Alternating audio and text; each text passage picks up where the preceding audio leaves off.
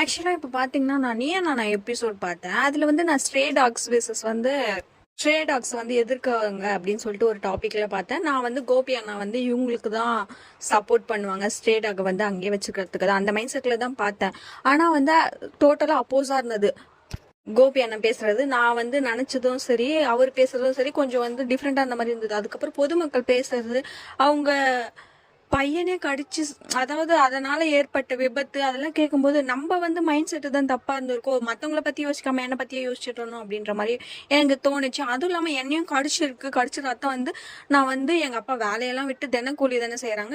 ஆனா ஒரு நாளைக்கு வேலைக்கு லீவ் போடணும். அதுவும் இல்லாம கவர்மெண்ட் ஹாஸ்பிட்டல்ல தான் போய் தேடி போடணும். அப்படின்னும் போது ஆக்சுவலா இது கஷ்டமா தான் இருக்கு. எனக்கு இப்ப யோசிக்கும் போது தான் தெரியுது. நானே அறிவில்லாம தான் யோசிச்சிருக்கேன். ஆனா வந்து இன்ஸ்டாகிராம் நான் அர்ச்சிவ்ல வேணா காட்டுறேன். நான் அதுக்கு பாதுகாக்கணும் அப்படின்னு சொல்லிட்டு ஸ்டோரி எல்லாம் போட்டிருந்தேன். பட் இப்படி டிஃப்ரெண்டா இது மாதிரியும் யோசிக்கலாம்னு சொல்லிட்டு நான் எபிசோடு இப்ப பார்க்கும்போது எனக்கு புரிஞ்சுது. ஒருவேளை நீங்க அப்போஸ் பண்றீங்க இல்ல வந்து பாதுகாக்க நினைக்கிறீங்க அப்படின்னாலும் நீங்க நானா எபிசோடு வந்து லாஸ்டா இந்த டைம் போட்டதை வந்து பாருங்க. உங்களுக்கு எந்த மைண்ட் செட் வருதுன்னு சொல்லிட்டு எனக்கு கமெண்ட் பண்ணுங்க. Until then bye, this is Jesi.